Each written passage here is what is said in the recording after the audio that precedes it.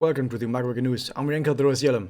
I'm tired. Today, our top story is summer has started. You might think that the meteorological summer kind of starts at a different point than right now, but we're talking about the Japanese summer. And Japanese summer just begins whenever we have the swimsuit stuff happening. And that's why it's starting right now, because swimsuit events have been announced. When? It's going to be on the 12th. The 12th of July, we're going to get the first bit of swimsuity goodness. What exactly are we going to get? Well, first off, we have a rerun of Swimsuit Homura and Swimsuit Iroha, and they were both rerun on one hand with this special paid gacha right here, where you can spend, I think, like 150 paid gems to get either of these two randomly, sure, and then both of these also have their own gacha separately to themselves, which is alright. So you have both their gachas separately, like as normal gachas. If you want to know about are they good or not, well, let me check right here. I have it written down on this piece of paper. No, they're not good at all. No, I double checked with my notes. They're not good. Both of these are actually kind of not that great. Swimsuit Homura might be one of the worst, if not the worst, limited character in the entire game. Like, webcam is doing crazy shit right now, but don't worry about that.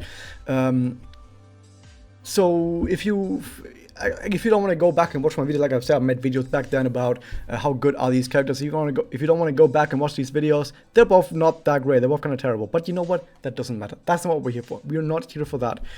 Even though, I mean, as a Homura stan, as a Homura character, so yeah, I'm actually roll for that.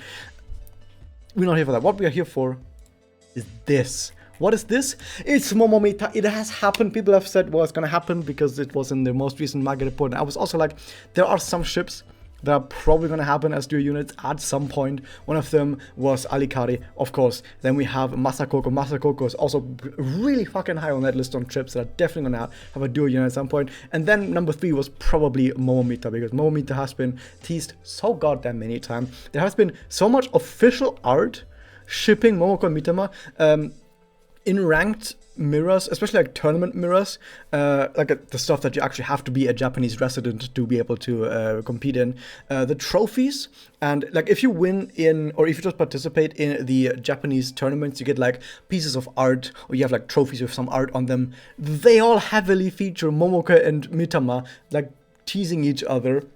So if you are a Japanese person who has participated in mirrors tournaments, then Momo Mitama is all the way around you. You can't get rid of it. And even outside of that, in the anime, there was a whole bunch of that. There's a whole bunch of stuff in the story. They actually do have a lot of content together. Even though both these characters have so much content together, not that many people actually had them on their radar. Mostly because, what about Mitama and Kanagi? Guess what? Kanagi is not actually that great for shipping. Like, I'm a Kanagi simp, right? I'm gonna be honest about that. I'm a Kanagi simp. But when it comes to actually shipping, Kanagi is like way too serious for shipping. She's always like, I'm super serious. No fun will be had while I'm around. And that's just not fun for shipping, right? That's just not fun for shipping. Mitama and Momoko, when you have Momoko around, Momoko plays so much better off of Mitama's crazy antics. Like, Mitama is the one who does crazy antics, and Momoko is the one who is always like, oh no, Mitama, you can't do that. It's like there's like names for that, like Japanese names for this specific kind of comedy duel where you always have like people in chat or in YouTube comments, I mean, can probably tell me about the actual names for this, where you always have a Japanese duo. Comedy duo is always one character who does crazy stuff and is never serious, and you have one character who's a bit more serious, who always reacts to what the other character is doing. Like, one character does something crazy and the other character is like, whoa, that's weird, you shouldn't do that.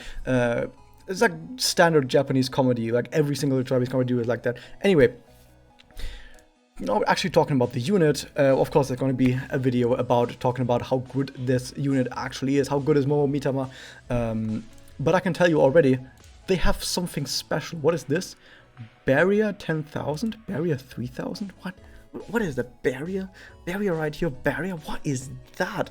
Well, let's go over that a bit later. For now though, what are they actually like? They're a Magia type character with a bit more attack. They have a bunch of attack in there, so pretty offensive. They don't actually have that many defensives. Their HP is all kind of shit.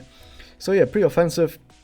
And that connect gives damage up, it gives damage cut, and it gives chance to Magia Seal for some reason.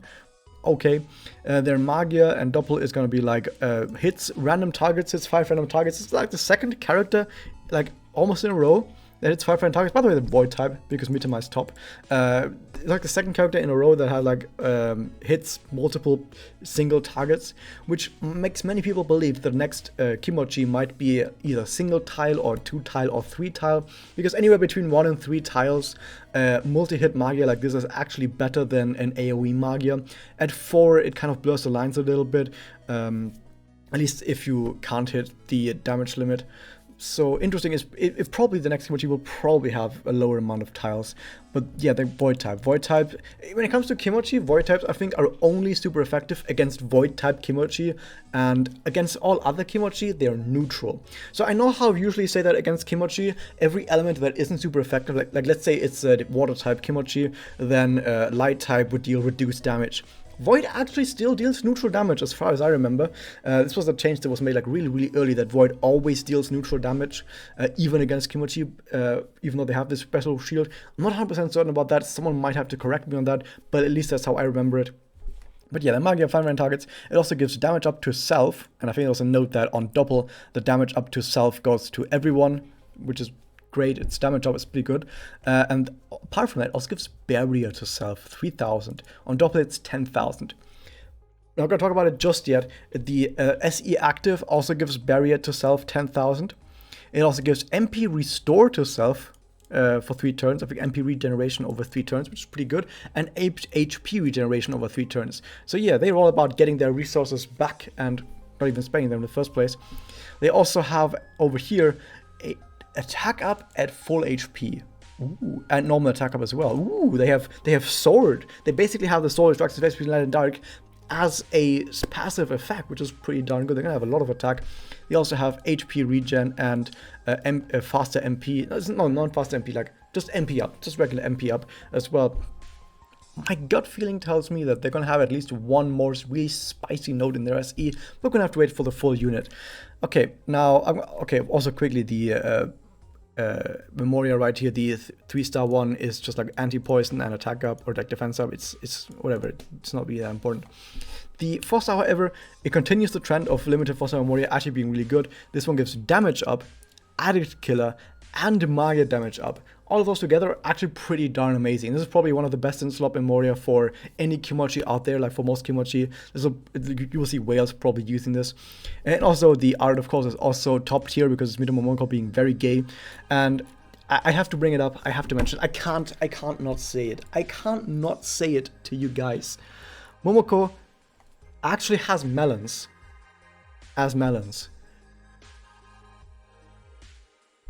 Whoever designed this is a fucking madman. Anyway, what actually is barrier? They made a whole post about what is barrier. So this is an entire post in Japanese about what is barrier. Okay, barrier is basically an absorb shield. It's an absorb shield that you've probably seen from so many RPGs. Are there any game that is an RPG or has RPG elements? If it's World of Warcraft, if it's Final Fantasy XIV, if it's League of Legends, if it's Dota, if it's Dungeons and Dragons, all of these games with RPG elements, they probably have some sort of RPG absorb damage shield. In D&D, it's called temporary hit points, which actually describes it really goddamn well. So if you get a barrier with 10,000 on it, then you basically just have 10,000 temporary hit points. So if you then get hit by an ability, it just subtracts from that barrier. It weakens the barrier, but absorbs that damage. And when the barrier is broken, then you actually start taking damage again. And if you just think of it as temporary hit points, like let's say you have 30,000 maximum hit points and you get a 10,000 barrier, you might as well say, oh, I have 40,000 hit points then, right? You just add the two together. I have like 40,000 hit points now. The only difference between those two ways of thinking about what this barrier really is that, well, if you are at full HP and you get the barrier and take damage, you'll still count as being at full HP, right?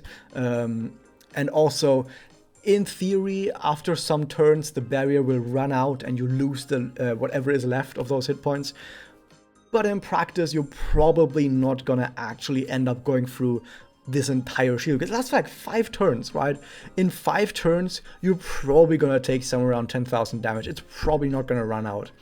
So yeah, it's pretty good. They have a whole bunch of examples in here and talking about it. Also, something else to note about this is also how it works in basically every single RPG that has this mechanic, where absorb shields don't necessarily stack, they just take whatever is the highest. So if you have, for example, 5,000 barrier, and then you get buffed with another 2,000 barrier, then the two don't add, you just get whatever's the highest. So if you have 5,000, you get buffed with a 2,000, you still have just 5,000. This all works in, I think, yeah, both World of Warcraft and Final Fantasy 14. This is how it works. So that's cool. I think I'm not quite sure if this is how it works in D&D as well. I don't know. You also have, it also goes the other way around. If you have like a 2,000 barrier currently on you and you get buffed with a 5,000 barrier, then you just have a 5,000 barrier. Whatever is highest, whatever sticks. So that's it. It's just temporary hit points, basically. You just temporarily increase your maximum HP, but you still count as being at full HP when you have the barrier up and you are at full HP, because you're not actually losing your real HP, which is important because that means that the effect that they have, which is the like attack up at maximum HP, stays active. So on turn 1, you can just give yourself the barrier, and even if you get hit, you're still gonna be at full HP the entire time, right? Because it just goes into your barrier, not your HP. And it also, interesting enough, someone has mentioned, this also goes the other way around.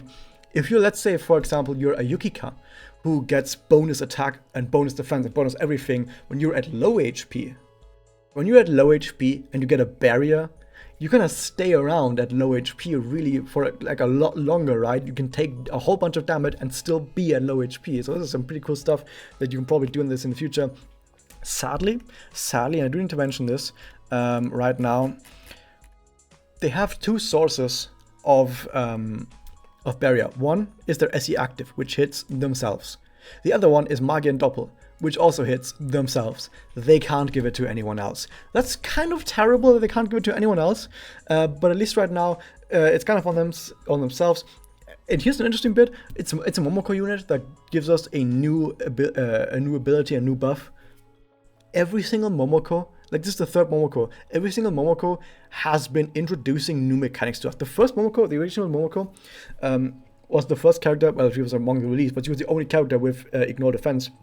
But more importantly, when SE got released, she was the only character who ever had her entire SE reworked, because they introduced charge combo, charge count up plus, and she was the first one to get that.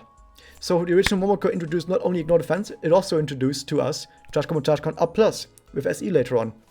And then Sister Momoko introduced Charge Conservation. And now we have Momoko together with Mitama's 2 giant Excel discs. And what is she doing? She's introducing barrier to us. Momoko is our forerunner guy out there on the front lines doing God's work. Shout outs to Momoko. Bringing us new mechanics that then later get done way better by other characters, because in all these instances, even though it looks pretty cool at first, another character will come along right afterwards that does everything way better, like Murakami Senpai does Charge Conservation way better, and I assume there's going to be another character doing barrier way better. Like, let's say after this, they release a character that like passively on battle start gives everyone a 5,000 HP barrier, or has a Magia that gives everyone a 5,000 HP barrier and even more, and that's going to be like way better because barrier is actually kind of a thing that you kind of want on everyone and not just one character. In mirrors, I'm gonna talk about this right now. This is for the reviews, but barrier is pretty cool. Barrier is actually pretty cool. Especially you can maybe do some stuff with this in mirrors, but yeah, this is for review. Actually, moving on now. By the way, if you're wondering what this is, if you've been watching this TV second season, this is just a reminder that yeah, today more free rolls because every weekend, and it's weekend again in Japan, so more free rolls. But yeah, the event itself. It's a branch event where Mitama apparently gets them both to be mermaids so they can dive deep. Maybe there's shipwrecks, or maybe they go through some shipwreck underwater or whatever. And Mitama is like, let's be mermaids. And Momoko is like, whatever you say, girlfriend. Sure, why not? They get wedding rings for each other, as you can see right here. So that's pretty cool. You see this right here. It's pretty small, but the Tokime clan gets swimsuits, and yes, you can get these swimsuits in the event shop. The event shop has the swimsuits for all the 3 Tokime leaders, for Shizuka, for Charu, and for Sunao. Get them while they're hot, they're gonna be great.